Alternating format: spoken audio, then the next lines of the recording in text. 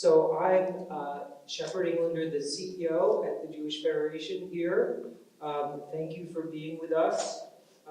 As you know, the Jewish Federation does many things, but core to what we're about is to make sure that our region is safe, secure, and welcoming for all members of the Jewish community and all of our friends and neighbors who care about us.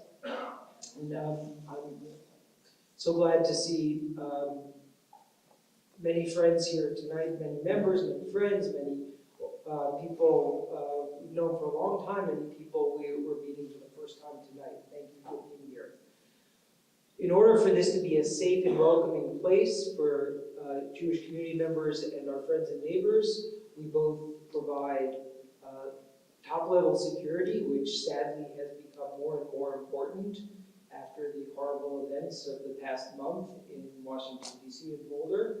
But we also work on the long term to combat anti-Semitism by promoting understanding, fighting hate of all kinds, and building understanding and alliances with all parts of our community and with civic leaders and opinion leaders. We also intervene when there are unfortunate misunderstandings, anti-Semitism, or just bad outcomes, and we intervene at the schools, we intervene with elected officials, we talk to the media. I often have said that if you see talking to a TV camera, it means something bad happened to a Jewish person somewhere that day, sadly. Tonight is right down the middle of that mission and of what we do, because we have with us one of the most important thought leaders in the world on how Holocaust education can help us combat hate and fight anti-Semitism. And he is here with an important new organization called the ASHER, which stands for the American Society for Holocaust Education and Remembrance. And if you haven't heard of it, you're not alone. It's relatively new, and we're excited that our community is one of the early partners in this wonderful organization that's providing thought leadership and technical expertise to update Holocaust education and to make it rich and effective and broad. And we have with us the executive director of ASHER, Stanley Stone, an old friend. And we also have Dr. Michael Berenbaum, who is one of the world's thought leaders on Holocaust education and was the project director and visionary behind the U.S. Holocaust Memorial Museum.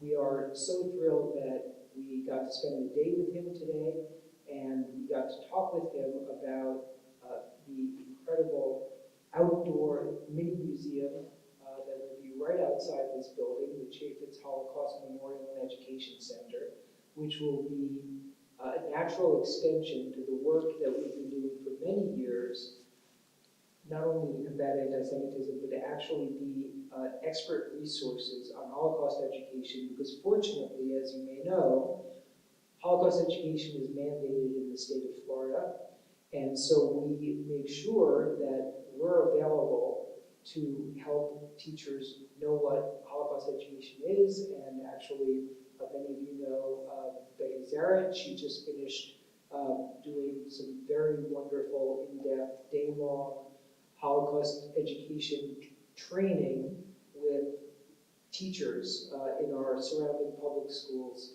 And they were so grateful to have expert training so that they can go back and have the confidence to teach Holocaust education effectively. So what we will be building outside will add on to that. It'll be a place that teachers can come with their students in school buses for field trips, but it will also be a place where they can come and learn more deeply year after year after year about how to integrate Holocaust education in everything they do, in their history, and we'll be having world-class art, so it'll also be a place where we can show how art and history can work together. We're thrilled to be in the process of rolling that out and opening it in the next year, and we're so grateful that the world-class art that we'll be commissioning and installing will be matched by world-class thought leadership provided by Asher. And with that, let me introduce Asher's Executive Director, Stanley Stone.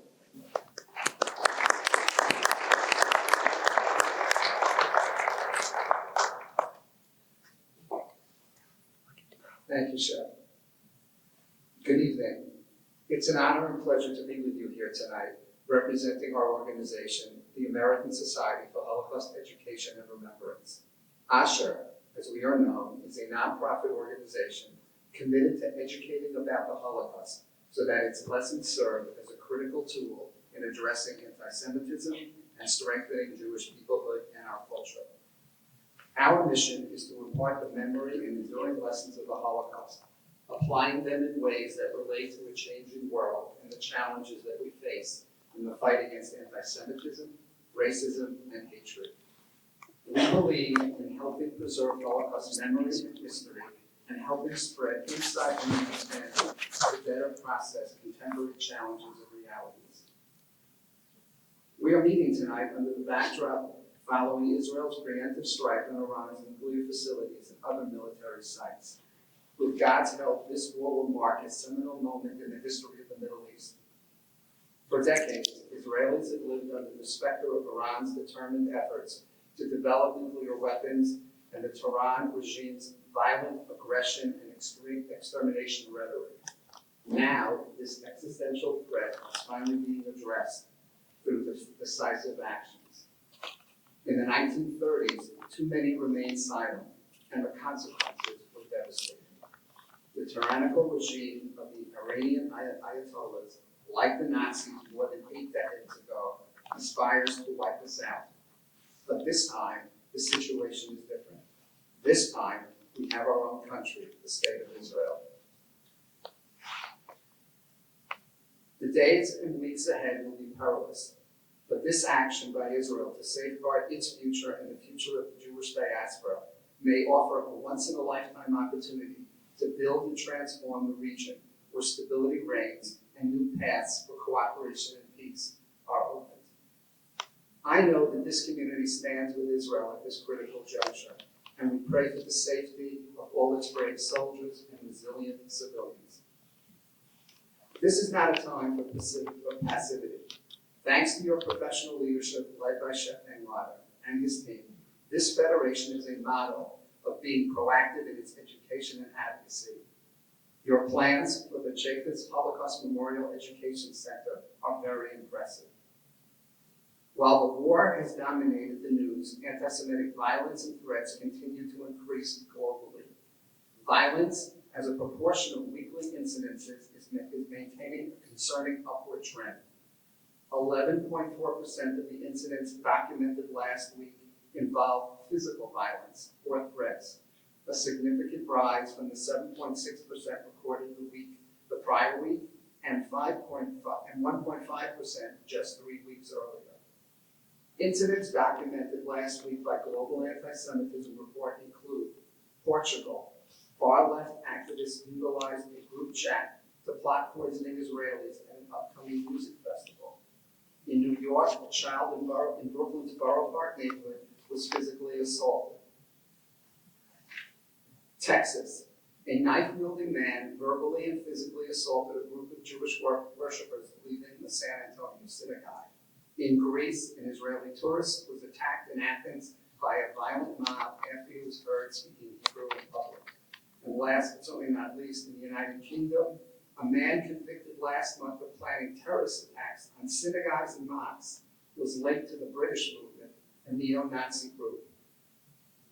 It is certainly understandable for all of us to feel discouraged. Elie Wiesel, a Holocaust survivor and Nobel laureate, believed that, quote, hope is not passive wishful thinking, but rather an active force that enables individuals to confront challenges and strive for a better future, close quote. He also highlighted the dangers of indifference and silence, advocating for taking sides against oppression and injustice. We look forward to learning together, reflecting, and strengthening one another. We are delighted to be partnering with the Jewish Federation in developing an enhanced community Holocaust education program and look forward to a long, productive leadership. And now, it's my pleasure to introduce Michael Berenbaum. Michael Berenbaum is a renowned leading scholar, educator, writer, filmmaker, whose work has profoundly shaped Holocaust education and remembrance. Over the past 5 decades, he has dedicated himself to preserving the memory of the Holocaust and ensuring its continued relevance. One of the first things that ASHA was fortunate to do was secure Michael as our Chief Educational Consultant. Ladies and gentlemen, it's my pleasure to introduce Rabbi Dr. Michael Berenbaum.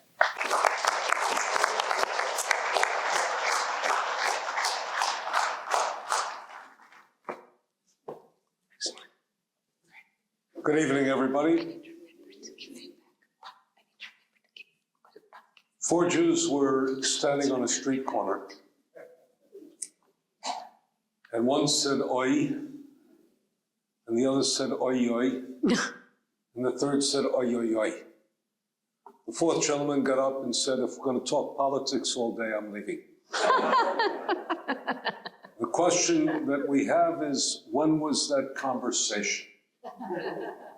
And the problem that we have is that we're not in a position to say that conversation could have happened in America until very recently. And that is that we were not of the type who would have said oi, yoi, yoi until very recently.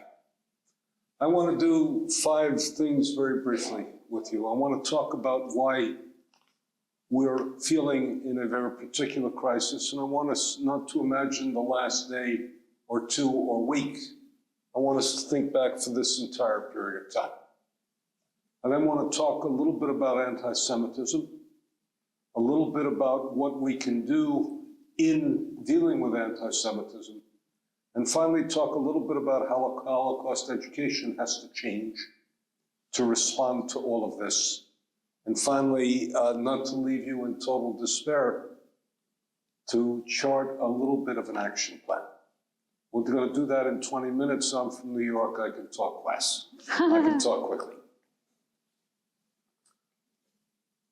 Why are Jews feeling an existential crisis?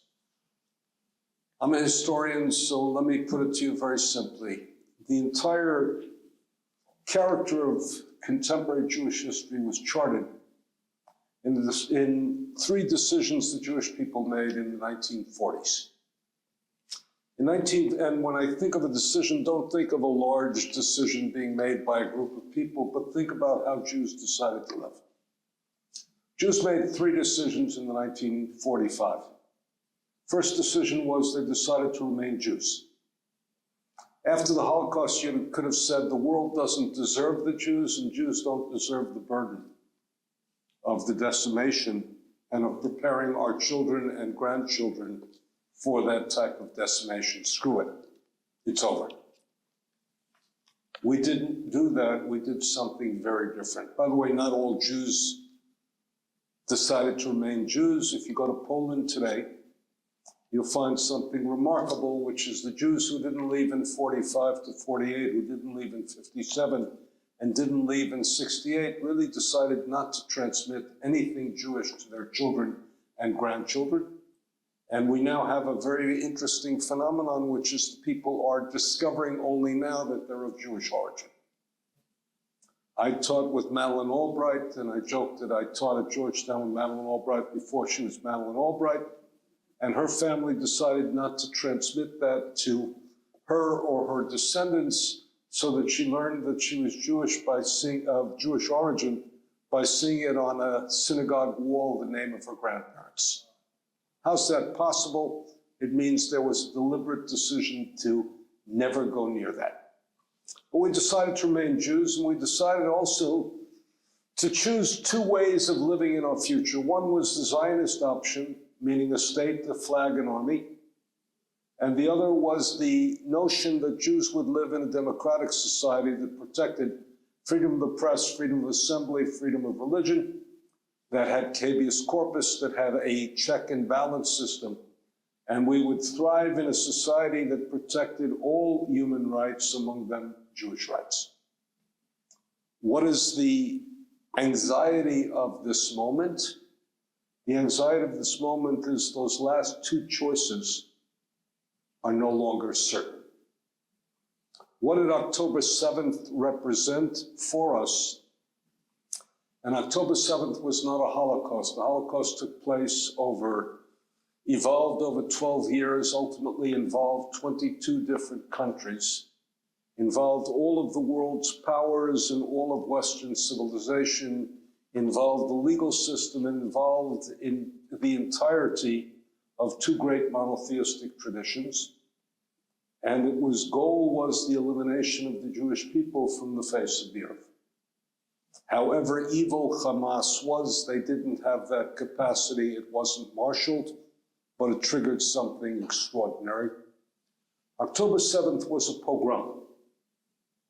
A pogrom is when essentially the Jewish people are set upon to be raped, pillaged, and murdered.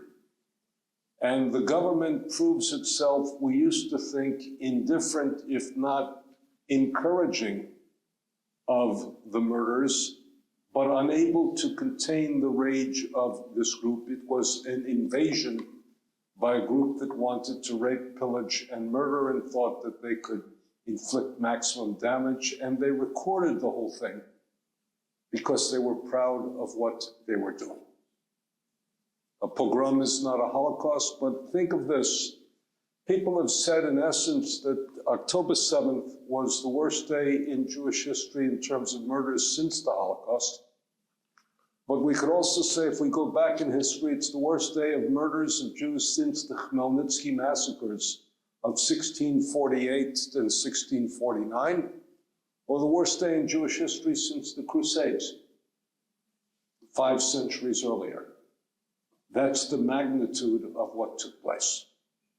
And sadly, and in peculiarly, the Israeli establishment, military government, etc., proved incapable at that moment of responding.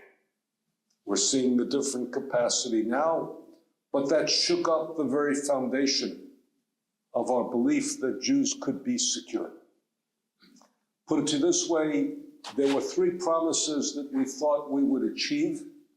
We've achieved something very different and extraordinary, but not those 3 promises. Political Zionism was founded on the idea that Jews would be secure, that Jews would be independent, and that Jews would be normal.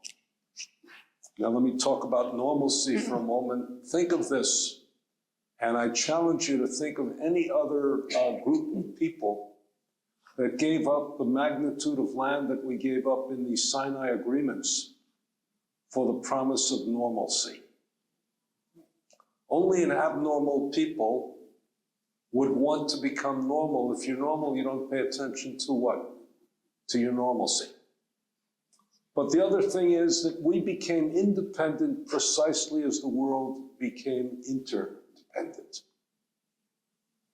Think of that. We live in an interdependent universe.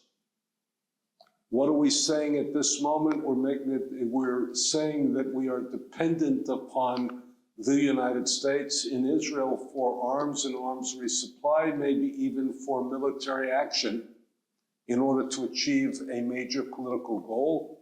And everybody's discovering in the complex world we live in, even the United States is interdependent in the world, supply chains and everything else, because nobody can live in isolation today in an interconnected universe. The second thing is we live in a world which is insecure. From the Holocaust, we learned to what? Trust threats and not promises. And when you think of the annihilation of the Jewish people, that is not something theoretical. It's something that we've experienced in one generation. We've experienced, for some of us who are a little bit older, we experienced in our lifetime. So we began to say that the three pillars of that, but what has been achieved in this incredible country has been that cultural Zionism, that people are willing to oppose their government but die for their country. And the cultural achievements of the Jews in Israel, the economic, social, and cultural achievements, have meant that there's no question that the entire Israeli people, divided as they are by every segment of how they're going to govern themselves, are united in saying we're not going to, what? We're not going to allow ourselves to be destroyed. So that's one existential crisis. The second existential crisis is that we thought that democracy was secure. And indeed, if you go back to as recent as 1990, and you ask, look back what Jews were writing in 1990. Can we survive without anti-Semitism?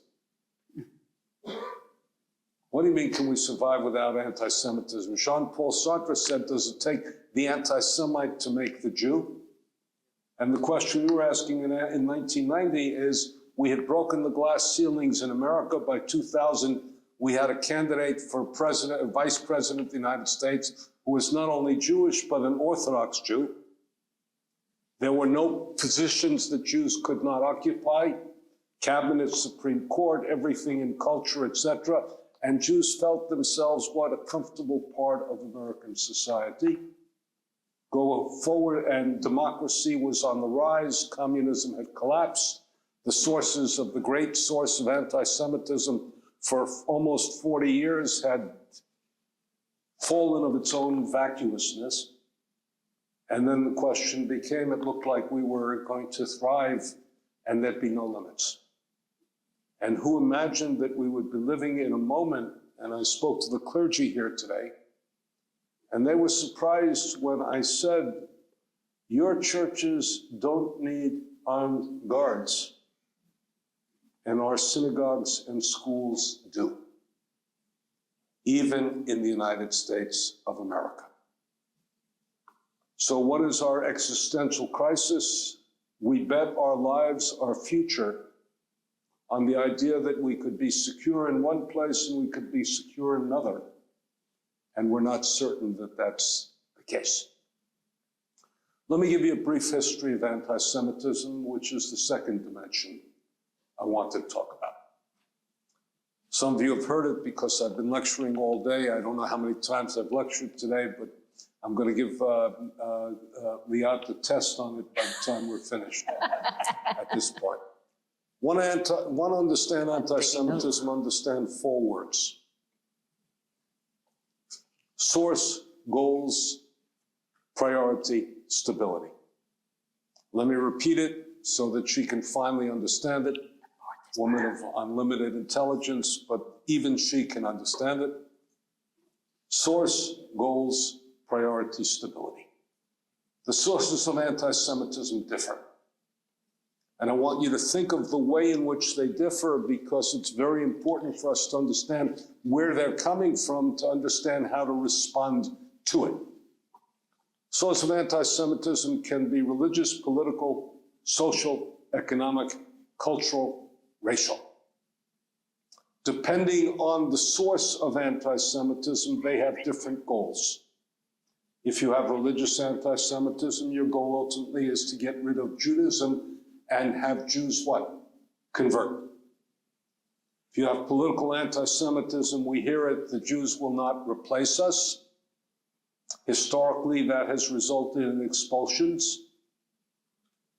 The idea is to diminish Jewish political power and make sure that they are limited, and all of a sudden you have a whole range of things on that.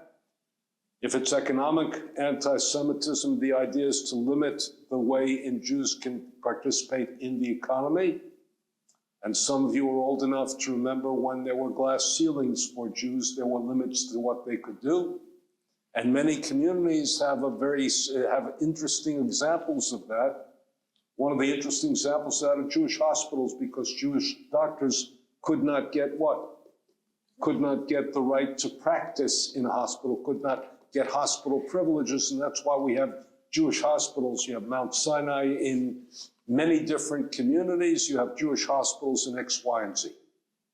Cultural anti-Semitism, the best example of that is our friend Richard Wagner, great musician who wrote about the destructive role of Jews in music.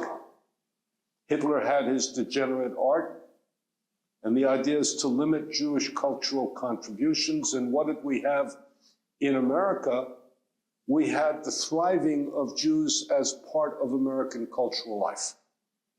Jewish literature from 1950 to 2025, American literature, is a literature that includes all of the Jewish writers, whether it, again, how can you think of the mid-50s without thinking of Norman Mailer and without thinking of Philip Roth, without thinking of Cynthia Ozick, without thinking of Saul Bellows? Think of the Nobel Prizes that were won, think of the literature that was there, think of culture. I told the story to the ministers about Jews in film. I did a film with a Roman Catholic priest and his son, but before you're scandalized, the son, the priest became a priest in his 60s, saying it's much easier to be celibate in your 60s than in your teens. I don't advocate celibacy in your 60s, but I can fully understand that it's much easier to be celibate in your 60s than it is in your teens. Steven Spielberg got up to present an award. He looked out at the audience and he felt comfortable enough to say something. He said, "Oh my God, I didn't believe there were this many goyim in the business." Social anti-Semitism meant that Jews were acceptable in the workplace, but not beyond that. Or put it crudely, you could bed them, you sure as hell could not wed them. Put it another way, that's why we had the Jewish country clubs, because Jews could not get into country clubs. And too humorous, Groucho Marx said what? "I would never want to belong to a club that would have me as a member." And if you remember back to Curb Your Enthusiasm, think of what happened, what Larry David tried to do after he had taken back his club from a Jew at his funeral and was kicked out of the Jewish country club. He tried to join the Wasp Country Club, and he went through convolutions of that because, again, the question of Jews not belonging. And let me give you the example that I always think of with this. One of the great presidents for the Jewish community, and certainly for the state of Israel, was Harry S. Truman. Harry S. Truman had, his best friend was Eddie Jacobson. They used to sit and schmooze on the porch of Harry Truman's home in Independence, Missouri. But Harry Truman never was able to invite him to go through the portal of the home because Bess Truman's mother owned the home and she would not allow any Jews in the home. Social anti-Semitism. Could work with the guy, but I'm not having somebody walk through the door. What was the unique part of Nazism? It was racial anti-Semitism. Meaning Jews were defined by blood, by the religion of your grandparents. That meant that you had Roman Catholic priests, Roman Catholic nuns, Protestant ministers, all of whom were Christian by belief, by identity, but they were Jews by the state.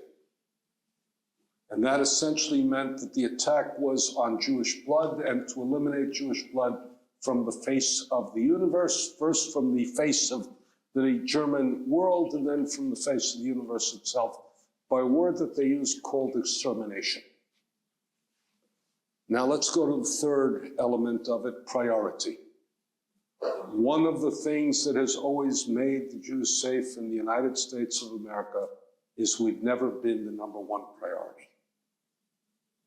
And I could ask you to write down who's a higher priority of the Jews than the Jews, and all of you could come up with a list and you'd rank Jews third, fourth, or fifth, maybe even sixth.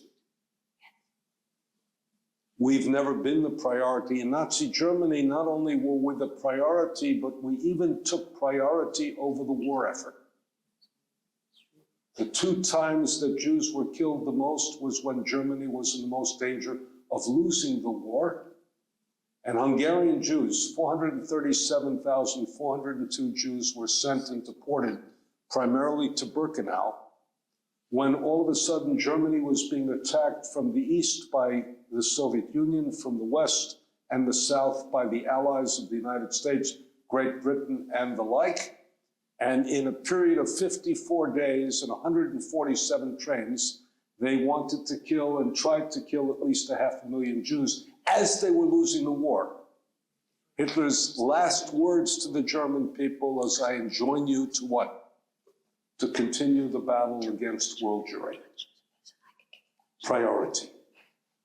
The last, and this is one of the things we have to deeply worry about, is stability. Remember, source, goals, priority, stability. What is the problem? The more stable a society is, the more secure its Jewish community. The opposite is also true. The less stable a society, the less secure its Jewish community. You want to know how stable a society is? Look at the way in which it treats its Jews. Not only in the United States, but virtually in every other society in which Jews are significantly present. We are, to use Yitz Greenberg's terms, a canary in the mine.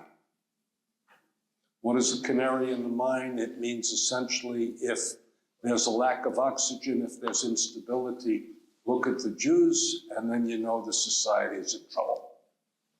And look how many crises we have gone through, look how many crises the world has faced, and think of that as the petri dish that allows what? Anti-Semitism to flourish.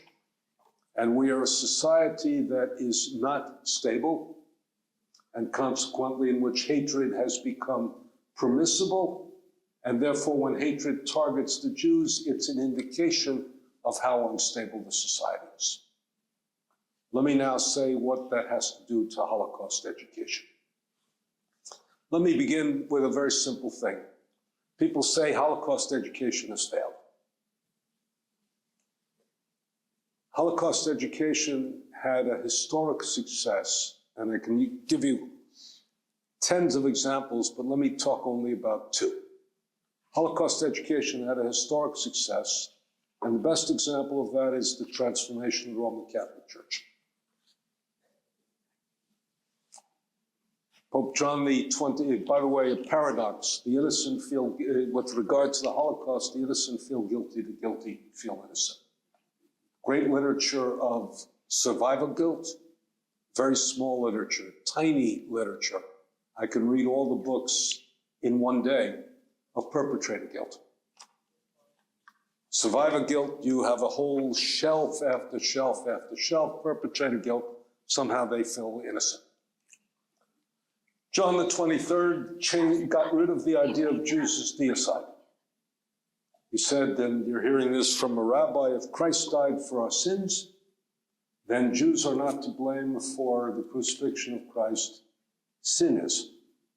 No sin, no crucifixion. No need for what? The atonement of the sacrifice of the Lord. Paul II comes in and he recognizes the state of Israel. He goes to Israel and he puts a kvittel in the Western Wall. He was a man of the theater, and he understood the symbolic value of that. Christianity had interpreted the destruction of the temple as the idea that God had left the Jews. Why had God left the Jews? Because Jews had fulfilled their mission on earth. Christ had come. He goes to the Western Wall, which is the site of the destruction of the temple, and regards it as a sacred site. And he apologizes for the anti-Semitism of Christians, not of Christianity, but of Christians. And he says something while he's in Israel that no pope had ever said. He said, anti-Semitism is anti-Christian. Imagine if that had been said 40 years before. Imagine if it had been said a century before. Anti-Semitism is anti-Christian, And he goes to the synagogue in Rome, the first bishop of Rome. And remember, Jews were in Rome before there was a Catholic, before Jesus had come to the earth. And he goes to the synagogue and he prays in the synagogue. And Pope Francis, who just died, ended the mission to the Jews. Because we embodied as American Jewry the idea that we didn't do enough, we were silent then, you heard it from Stanley. We saved Soviet Jewry, we saved Ethiopian Jewry. Because of that, we became active advocates on behalf of the state of Israel. We saved Persian Jewry, and I can point out I was part of those discussions historically. In 1980, and you have to think of this, in 1980, Jimmy Carter banned, after they took the hostages, Jimmy Carter banned all Iranians from the United States and canceled all student visas. Stuart Eisenstadt, who was his chief of domestic affairs, walked into the president and said, and he had worked with a man called Arthur Morse, who wrote While 6 Million Died, the first treatment of the inaction of the American Jewish community in the Holocaust. Walked into the president and he said, Mr. President, you can't do that. Carter turned to him and said, what do you mean I can't do that? He said, if you do that, Jews and Baha'is are going to be persecuted in Iran, especially when they return. Carter, to his enormous credit, heard religious persecution. And he said, what can I do? And he said, you have to make an exception for Jews and Baha'i. And then Stuart Eisenstadt convened an intergovernmental committee. And what did that intergovernmental committee do? It decided that Jewish students who were here on student visas would not have their visas canceled if they exceeded their time in America, and they could make a way to become citizens of America. And in Los Angeles, we have a Jewish community of Persian Jews who are 40,000 strong. All of them present because one man had studied from another man who had written a book who spoke of American inaction. He understood that Jews had to have action. So Holocaust education makes a difference. Let me go very briefly, what do we have to do in Holocaust education to change? First of all, Holocaust education has to tell you who the hell the Jews are. The world doesn't know who Jews are. They don't understand the complexity of Jews. They don't understand. They have the myth of Jewish unity. I told the joke to the clergy today about the two Jews who study. You all know the joke. Two Jews are on an island. They find at the end of 5 years there are 3 synagogues. One that one will go to, one with the other will go to, and one that they're unified that neither will set foot in that. So much for Jewish unity. And we Jews have a wonderful idea that we can be divided and only then be united. So the idea, number one, is we have to tell who the Jews are in their diversity, in their variety. We also have to talk about the basic idea that Jews are not guests in the land of Israel, but we were the original what? Inhabitants of the land of Israel who were exiled. But when we were exiled, we never forgot the homeland and we never lost contact with the homeland. Very important concept. That's how we became a diaspora community. And what's the role? And I can give it to you in a very interesting artifact. In 1945, in 1946, the American Jewish Joint Distribution Committee made the ugliest and yet the most beautiful Seder plate in the world. Seder plate on one side said the product of Totzeret Sherita Pleta Begalut Germania. Wow. The product of the remnant that endured in exile in Germany. And on the front it said L'Shana Hazot B'Yerushalayim. Said this year in Jerusalem. It's an ugly green Seder plate that I put out on my table each year because it said that even then we could dream in a very basic way, but we weren't going to defer the dream, not next year, but what? This year. Secondly, we have to, in addition to talking about, and by the way, we have a moral obligation. This is one of the things I like about what you're doing here, which is you're showing the world before. Before Jews were victims, they were people. One doesn't begin as a skeleton.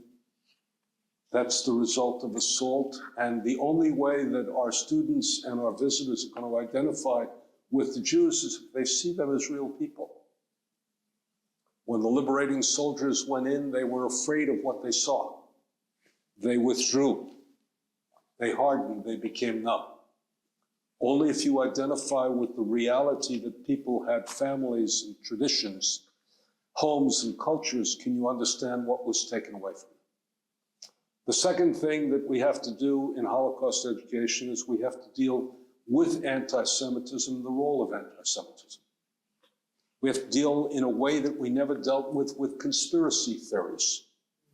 The largest of the conspiracy theories that still is promulgated is a book that nobody ever reads. In fact, it's Susie Schwartz has just come back from Portugal, and if you want to go to, and she therefore is not sleeping well at night. If you want to sleep well at night, you have to read the Protocols of the Elders of Zion. You'll fall asleep immediately. It's boring. But everybody embodied the Protocols of the Elders of Zion, which is the great conspiracy theories that Jews control the world. Would that it were so, but it's not true. Russian forgery and all of that. We have to deal with conspiracy theories. And we have to deal with anti-Semitism as an ideology, because what did Judaism teach? This is the work of a Yale historian by the name of Timothy Snyder. Judaism taught compassion and justice.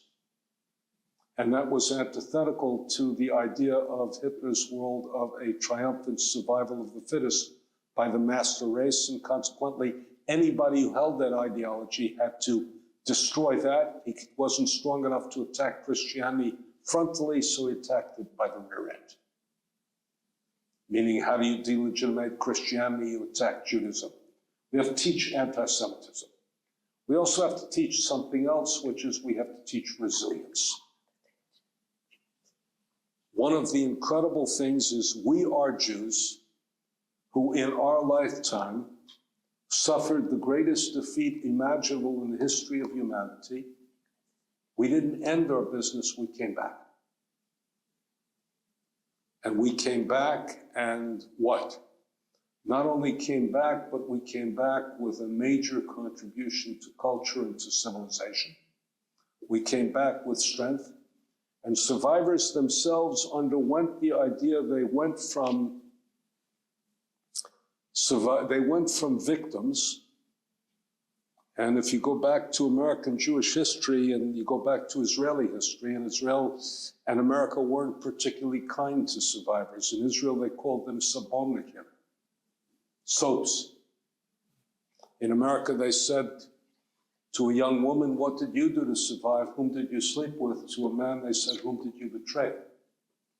They went from victims to survivors, which speaks of a certain strength, a certain resilience. And then they went from survivors to witnesses. And as they became witnesses, they did what the Jewish people had done in the biblical era. What does Judaism do? And I have a number of rabbis here who will tell you that the most often repeated words in the Bible is Zecher L'Tziat Mitzrayim. We begin to tell our narrative. We were slaves.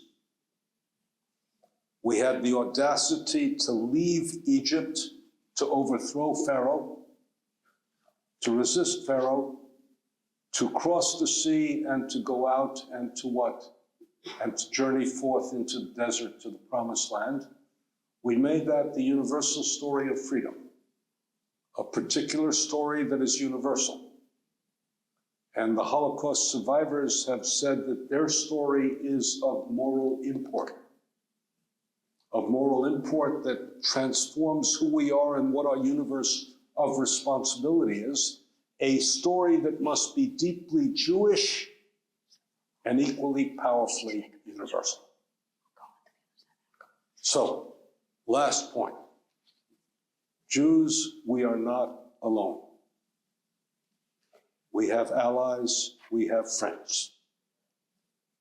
We have to cultivate our allies, we have to cultivate our friends, and we have to develop the inner resources in ourselves. I've been saying it.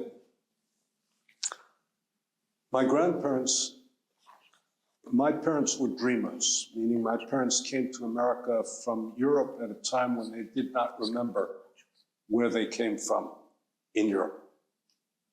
English was their language, America was their culture, and they didn't have any memories of the countries in which they were born. My grandparents said, "'Tis schwer zu sein ein Jid." It's difficult to be a Jew. I didn't know that. I grew up when Judaism was easy. Jewish life was flourishing. Jewish opportunities were the opportunities that were available to anybody. My children will not live in that world, and certainly not my grandchildren.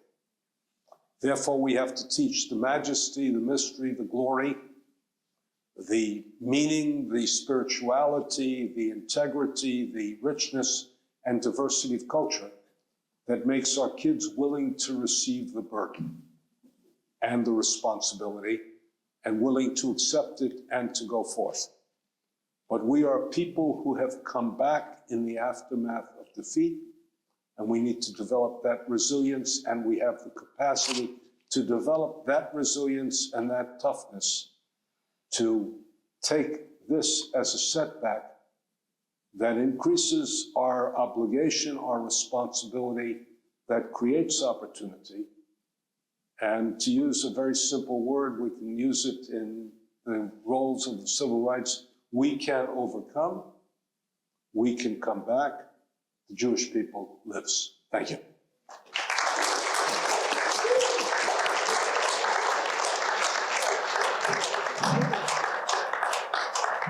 Thank you very much. Michael, I will, if you don't mind, use your first name, because I feel like I've known you for so long, since this morning, but I've had the privilege of hearing you speak with different audiences and conveying complex messages in a very both emotional and accessible way. So thank you for doing that for all of us tonight here as well. Thank you everybody for coming, and thank you to the entire Asher team who we've been privileged to strike a partnership with. Susie Schwartz, who's here, and Stanley Stone, and Adi Farkash, who will be negligent if we won't remind, because Adi is the Jewish Agency emissary that actually reached out to us first about 6 months ago, I think. And we look forward to the continued partnership. I think one of the questions, as Shep mentioned, we're going to open the Chaffetz Holocaust Memorial and Education Center, and we're privileged to have the Chaffetzes here with us tonight.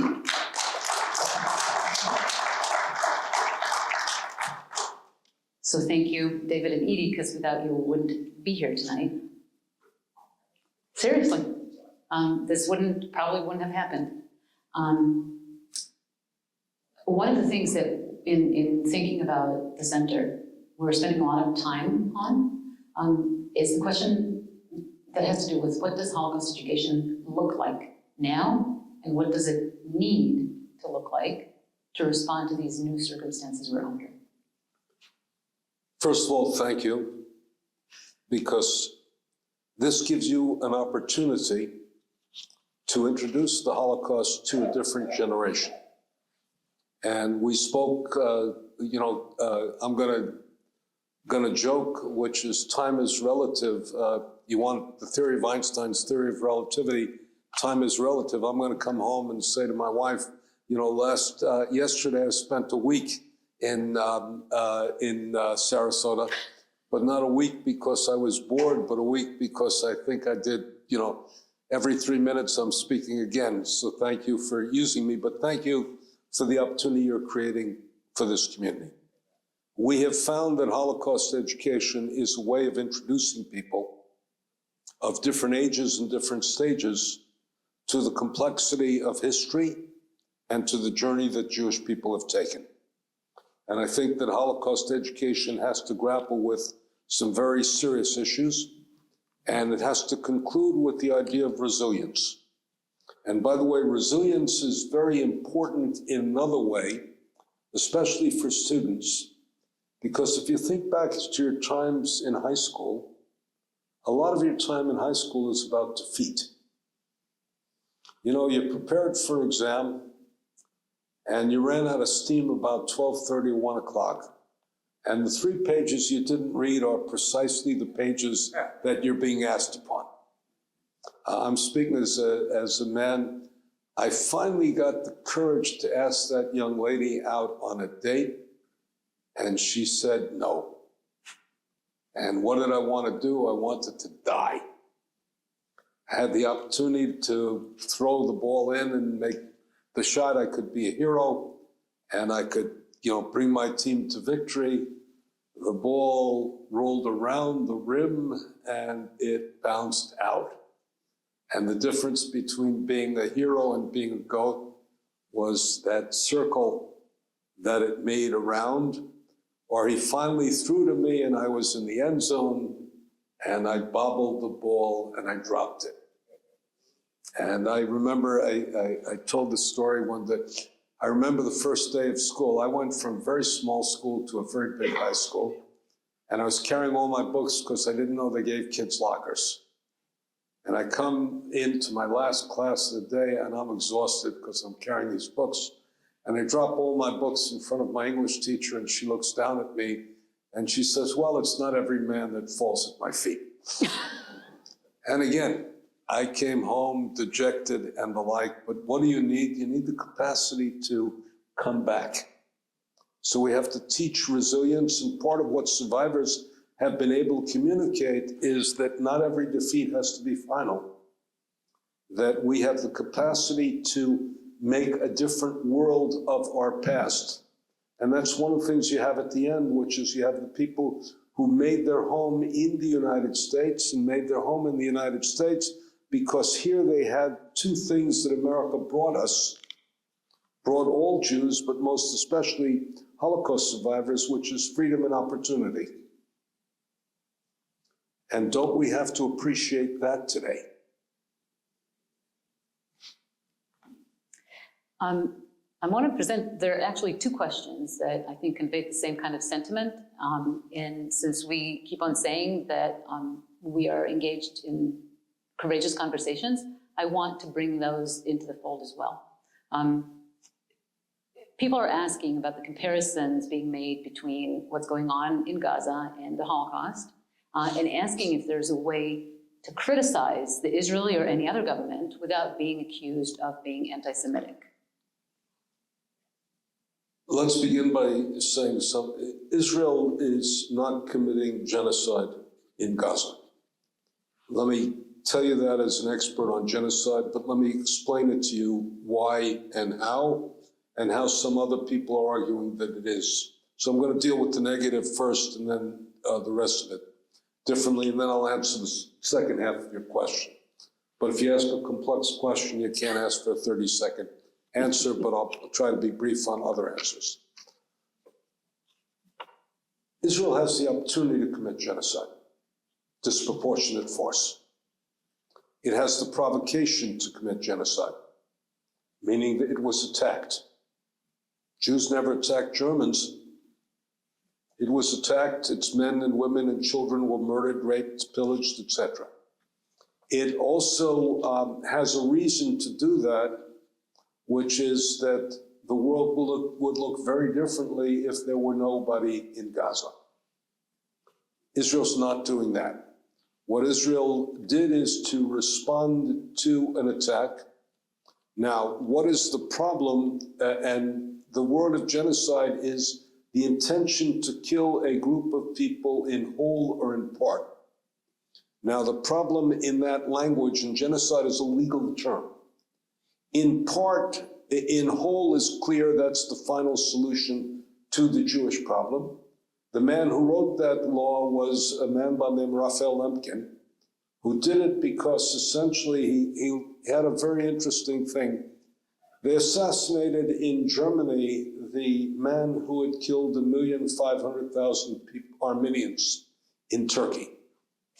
His killer was tried, and he who had been responsible for the murder of 1.5 million Armenians in Turkey was never found guilty of anything because it wasn't a crime. It was something that happened within the law in Germany, in Turkey, permissible, and the law was the instrumentality of destruction.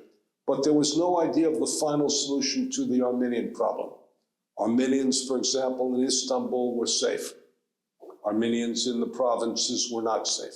So when he wrote in whole or in part, he intended it for massive destruction of a population. Now, I'm an expert on just war theory. And the problem in Gaza is that just war theory has never dealt with how do you fight a group that uses civilians as their shields. It is a war crime to have a population, to have military assets in mosques, in schools, in hospitals, by the way, in synagogues or in churches. That's the definition of a war crime. But it doesn't tell you how you can deal with that, and just war theory has no idea, and war crimes theory has no idea of how you deal with that when the enemy does that. And the Hamas is using Palestinians as human shields. Let me say this, that only an anti-Semite could believe that the Palestinian people have the leadership they deserve. I mean that as an anti-Semite, that an anti-Semite could only say they have the leadership they deserve. Their leadership is using it. So Israel is obviously guilty of killing lots of innocent civilians, but the reason that it's killing lots of innocent civilians is that they are involved in essentially the military apparatus is using the population as a shield. Even then, and this is a terrible thing to say, but it's got to be said, the proportion of dead looks like it's about 4-to-1, maybe 3-to-1, because they do not differentiate. They do not differentiate between military dead, between fighters who are killed and civilians who are killed. If it's 3-to-1 or 4-to-1 in the history of warfare, that is unusually good. Now, that's not saying it's good, but in the proportion is there. Consequently, it's not genocide. Is Israel technically guilty of war crimes? Yes. Is its opponents technically guilty? Not technically, but objectively guilty of war crimes? The answer is yes. And the question is, the definition of war crimes will have to adjust itself because nobody has figured out how to deal with a population that hides itself among civilians. And that becomes very important. Now, criticism of Israel, for criticism of the government of Israel. This has been made easy in the following way. First of all, anybody who claims that Israel is not worthy of criticism is an idiot. Every human government is worthy of criticism. And I've been telling the story. My sister of blessed memory, who died last summer, was an Israeli. She made Aliyah in 1972. And the last several years, when we spoke on the phone, she called and I would put her on speakerphone. I would do anything I had to do around the house and listen to her rant and rave against the government. And only when she said, "Michael, how are you?" did I begin to engage in conversation. And one day I got so exacerbated by what was happening, I said, "I'm going to send you a bill for psychiatric treatment." She said, "The reason I call you is because you're cheaper than a psychiatrist." And this, by the way, is a sister. I'll tell a funny story about my parents lived here, and therefore I was responsible for their estate. When I sold the estate, I said, "Do you want me to get a certified audit of the estate?" And my sister wrote back, she said, I'm 100% sure you didn't take an extra penny, but I'm 105% sure you didn't give me an extra penny. So my sister was, to put it mildly, blunt. Having said that, what's the difference between legitimate criticism of Israel and when you're dealing in anti-Semitism? Let me give you a formula in which you only have to remember the word D, the letter D. Double standards, delegitimation, demonization. If you judge Israel by one standard, the rest of the world by another, you're engaged in double standards, and therefore you have to, again, ask the question, is that anti-Semitism? Is it not anti-Semitism? And you're coming close to anti-Semitism. If you say Israel occupies a territory from a native population, therefore it has no right to exist, it's no longer a legitimate state. You have to say exactly the same thing about the United States. You have to say the same thing about Canada, about Australia, about Mexico, about New Zealand, and about 27 different countries. Now, other countries ironically acknowledge that they're living on other territory, right? If you begin a ceremony in Canada, they acknowledge that, but nobody says that Canada is illegitimate, has no right to exist. Nobody says that Australia, which examines its own role in taking the land of the Aborigines, has no right to exist. And we know, and this is an important thing, that Jews were an indigenous population to the land, right between the river and the sea, because we read the Hebrew Bible and we regard ourselves and are the direct descendants of the people who occupied the Hebrew Bible. And there were 5 cities that always had a Jewish population that the Jews never abandoned, even in exile. Among them, for example, were Hebron, among them were Jerusalem, among them were Tzfat, among them were Tiberias and the like. So in that sense, we are the original indigenous population and the like. The third is the worst, which is Israel is not only wrong and inappropriate and illegitimate, but it is the source of all demonism. And that, by the way, is what people lost sight of in all of the protests, which is that Israel became the embodiment of absolute evil. And you hear accusations, the Israelis kill Palestinian kids because they want to harvest the organs and the like. Again, not a true statement, not even remotely true. And consequently, you say that's the moment in which you're moving from legitimate criticism of the state of Israel and of especially the government of Israel, which is an imperfect entity. And my God, I have said in print, and you're not going to be happy with this, that only an anti-Semite could believe that the people of Israel have the leadership that they deserve. And that's not a joke. I say that with tears in my eyes.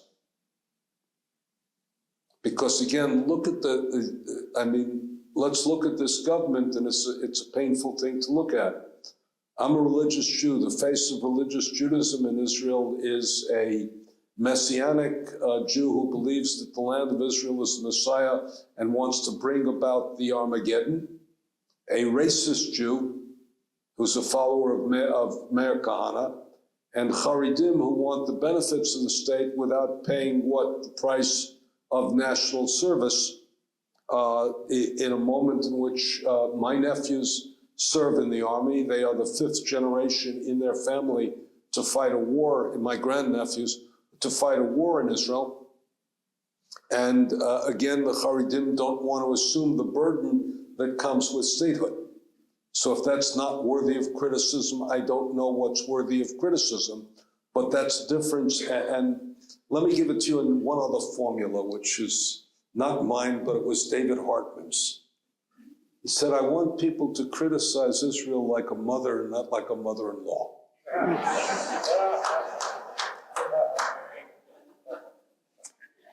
I happen to have I've had 2 mother-in-laws, and I had one mother-in-law who was wonderful, and one whose criticism I would have understood. But a mother criticizes, and my mother was fully capable of being critical. If she bought me 2 ties and I wore 1 tie, she said, "What's the matter? You didn't like the other one." But criticize Israel with a measure of what the deep and profound disappointment of "I love you and I care for you, but you're not living up to what you're supposed to be." That's the way a mother criticizes a child. And boy, does that create guilt.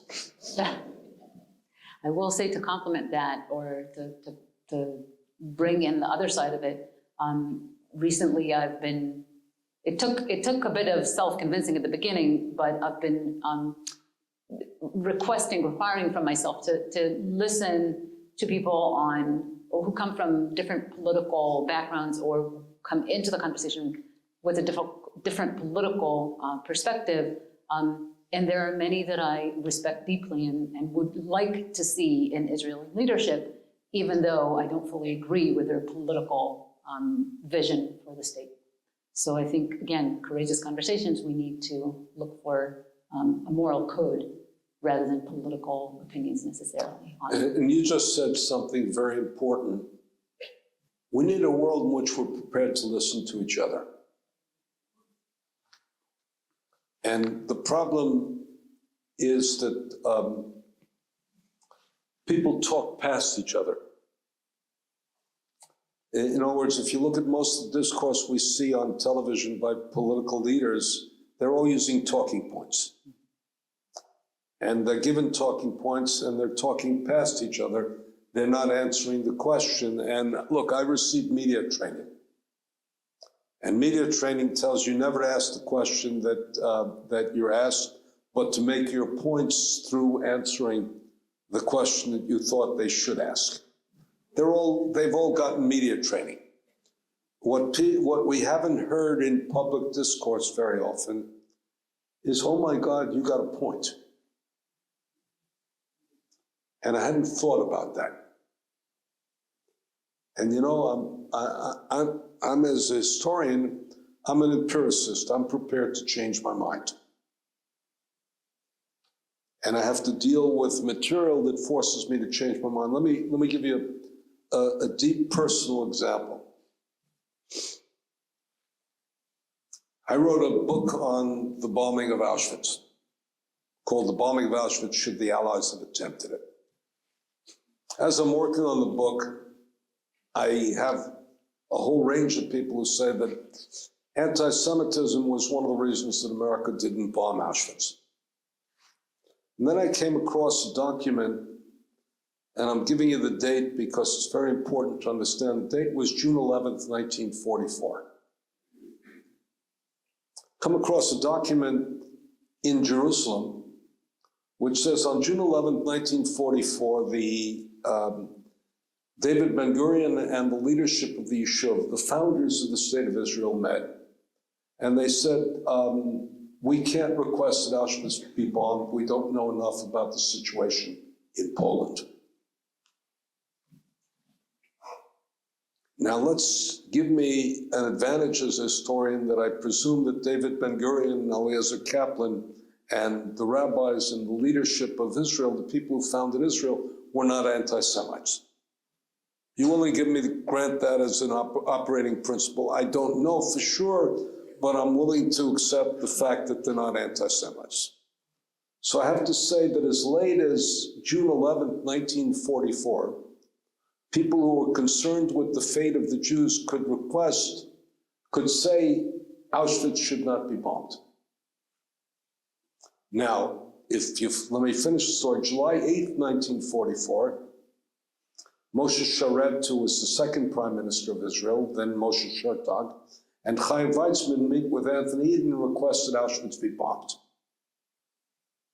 So I had a problem. What happened between June 11th and July 8th? That's 26 days. Now, what happened was that they got a copy of something called the Verber-Wexler report, which detailed exactly what was happening in Auschwitz. So all of a sudden, I had to redo my book in a way which said, wait a minute, what information did the people have who were making the decision on whether to bomb or not to bomb? And I had to take back and say, even though anti-Semitism may have been the reason why the State Department didn't do it, a non-anti-Semite, and I could even dare to say, and some people would disagree, guy who was pro-Jewish, David Ben-Gurion, and his cabinet said as late as June 11th, don't bomb Auschwitz. But you see, if you listen, your world becomes more complex. And believe me, I didn't want to change the book. I had already submitted it to the publisher and had to rewrite 3 different chapters in all sorts of ways. And you with a PhD know how much you don't want to do that after you've done it. But if you are honest and you have to face facts, but when's the last time we had somebody who said, I mean, I just saw it yesterday in a very interesting way. There was an article by a man whose expertise is geophysics and geothermal power, who wrote an article in a scientific journal saying that we have a problem on the issue of aluminum because America does not now have enough electrical power to create aluminum in an economically competitive manner. And he spoke about why is Canada a great source of aluminum? Because of the following geothermal abilities that it has with dams and waterfalls and the like to produce massive electricity. And he said, if you want to impose tariffs on aluminum, don't do it for 20 years until we build the following. And I said, you know, I hope somebody in power is thinking about that, because he made a pretty convincing case. And I was prepared to say, wait a minute, I now have to think, and I never thought about geothermal power and what's involved in that. So we have to be prepared to rethink and to listen to each other, and that's critical. So we're getting close to the end of the evening, but there's 2 questions that I want to still ask you, not necessarily related to one another. One, and whoever presented this question has some extra credits from me, but this is not a question that we often hear. In summary, they're asking about Middle East, or the Middle East and North African communities during World War II and the Holocaust. If you could share some thoughts about that. Their writing is, they're saying, as Sephardic Jews, can you talk a little bit about the experience? And hold on just one second, because I want to give you a chance, an opportunity to answer the second one. The second question is about, in a way, a call to action, call for action. A lot of people here tonight, and we've been hearing this a lot over the past 2 years, since October 7th, really want to do something. They want to fight anti-Semitism. They want to fight the bias. Education is a process that takes a long time, and people are often frustrated that there isn't an immediate action item that we could suggest. What are your thoughts on that? Well, let's go with 2 things. I did a museum in North Macedonia, which dealt with the experience of Macedonian Jews and presented a very interesting challenge because they're a Sephardic community. Let me tell you a couple of things that were unique about it. The Bulgarians saved their entire Jewish community. They claimed that they were better than Denmark because they saved their entire Jewish community, but only after they had participated in the murder of the Jews of Thrace in Macedonia. 11,744 Jews. Only then did the general population arise and do that. In North Africa, you had very interesting things. You even had a major resistance group in North Africa, in Algeria, that was enormously successful. And North Africa, you had something very fascinating, which is Jews were safer in Morocco under, again, they were safer in Morocco, which was a French colony, than they were in France itself. Why? Because the king treated Jews as his subjects. We think of Morocco and we think of the immigration of Moroccan Jews. Each one of those countries has a very different story. I feel particularly close to that story because my father fought with the American forces from North Africa all the way up to Italy.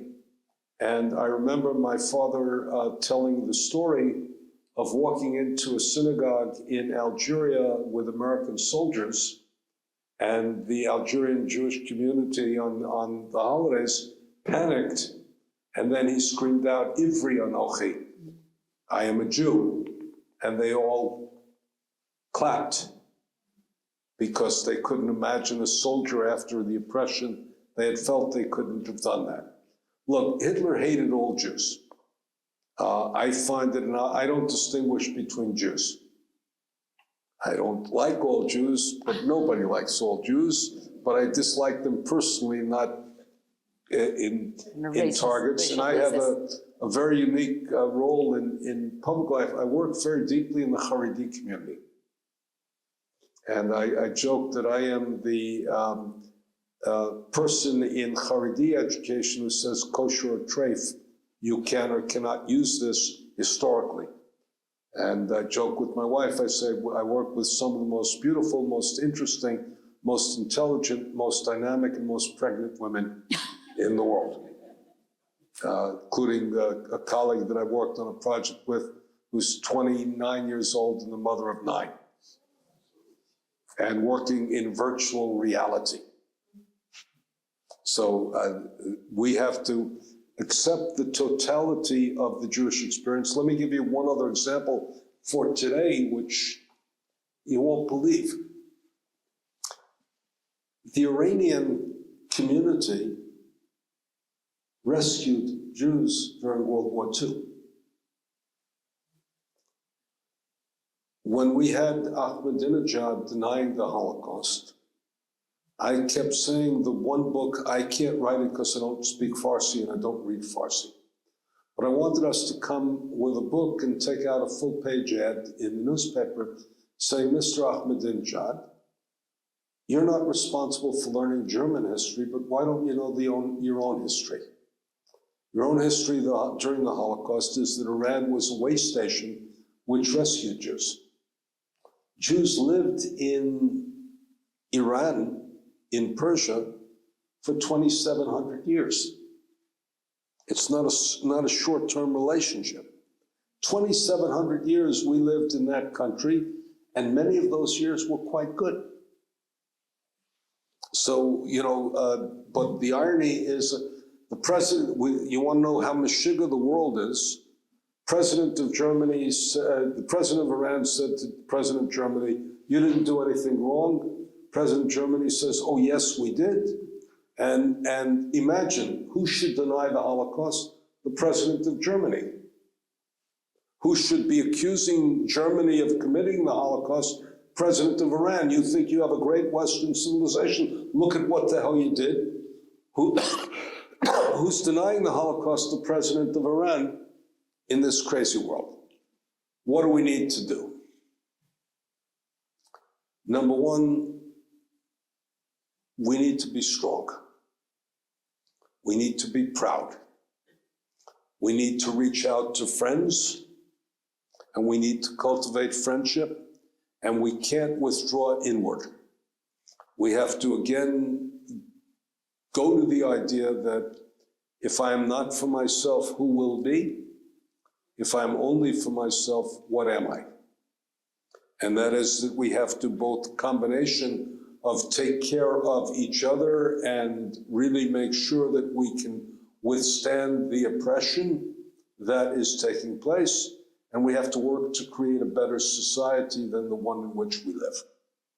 I want to tell you this in a deeply personal way. I wish I was irrelevant. I wish I lived in a world in which what I know and what I've specialized in speaks only of the past. And I wish the world didn't need to hear a whole range of things that I know, including, by the way, what happened between 1919 and 1933, in which democracy was challenged and proved inadequate and gave way to authoritarian and ultimately totalitarian regimes. That's not the world we live in. But that's a reason not to withdraw from the world, but to engage it, to activate it, and to do something about it. And we try to create, and you have it in the center that you're, in the memorial that you're building. We created a word in education called upstander. We did something deliberately in Holocaust education, which we don't normally speak about very loudly. Yad Vashem, for reasons of Jewish history and of the Talmud, which I revere and study, used the term righteous among the nations of the earth to speak about rescuers. We don't want to use that because we really figure that righteous is too high a barrier, too high a goal. I hate to tell this to your rabbis, but almost no one in this room aspires to be righteous. We aspire to be decent in our best moments. Righteous is really high. So what are we asking people to do? Don't be silent. Don't be a bystander, be an upstander. Stand with each other, stand against hatred, stand against venom. Engage in the community. Remember that you are not alone, and that the difference is we don't have to believe that behind every non-Jewish face is a pogromist. We have to accept that we have an American society in which we have friends. We also have enemies, but we have friends, and we have to reach out to them and ask them for support and engage with them. So that's the activism, and I wish we could tone down the rhetoric of our society. And one of the ways we tone it down is to begin with us and not exaggerate what we're facing, but engage with what we're facing. And I wish I had a prescription, but I have given you a complexity of ideas as to what we face. But I really do believe that we can overcome this. But I want to say this, and we're going to live with a great deal of instability. And I'm not being political, but we are dealing with instability in the world today. And one of the unique characteristics, whether you support the president or not support the president, is one of the unique characteristics is that the president lives and thrives in a world in which it is a little bit unstable. And we're going to have that for the next 3 years.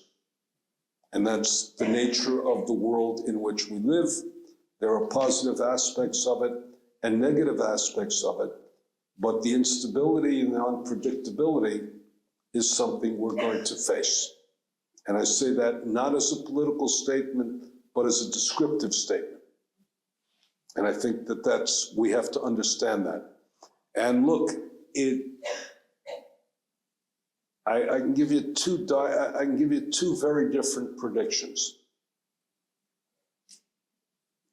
And if you want to think of really ultimate instability, I can say Israel has now achieved something quite astounding and remarkable. It's gone from October 7th to reestablishing the deterrent factor.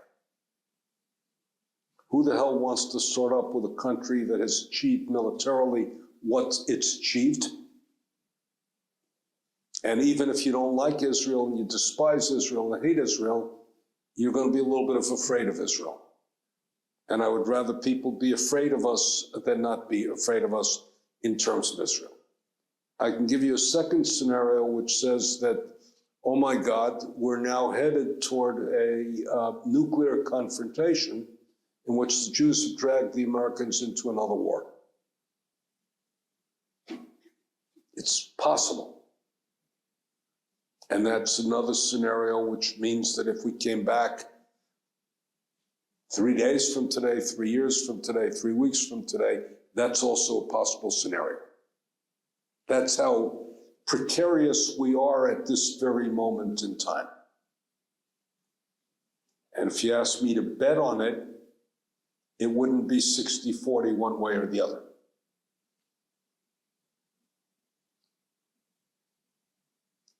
But Jews have, there's a quote that I want to leave you with. Jews have never quite had the power to achieve security, and with several exceptions, the Holocaust being the largest exception, never been so powerless as to be in a position of absolute precariousness. We have lived in the interval between what learn how to balance security and insecurity, power and powerlessness, precariousness and security. You want it another way? Let me give you a religious example. And you're not gonna quite love it, but you have to understand it. It's a great story in the Midrash when the Israelites stood at the sea. There are many descriptions of what happened. You all know the story of the sea. But one is that everybody was rushing to get in, and they pushed each other out of the way to jump into the water. And the other is much more complex, which is nobody wanted to go into the sea. And the scripture uses, the Torah uses a very interesting word. It used that essentially the people of Israel walked on dry land amidst the sea. You have to ask the question, what the hell does it mean, dry land amidst the sea? And the rabbis asked the question, if it's dry land, how is it amidst the sea? If it's amidst the sea, how is it dry land? And they say that the man who walked in was a man by the name Nachshon ben Aminadav. And Nachshon ben Aminadav walked in, and only when the waters reached his nostrils did the sea begin to part. Only when the water reached his nostrils did the sea begin to part. You want one sense of what it means to live at this moment in Jewish history? Ladies and gentlemen, welcome my fellow swimmers. Let's hope we know how to swim well. And those of us who don't might want to start learning. Thank you, everybody, for coming tonight. Please continue coming to our events and following us on social media to get the information. We look forward to seeing you next time.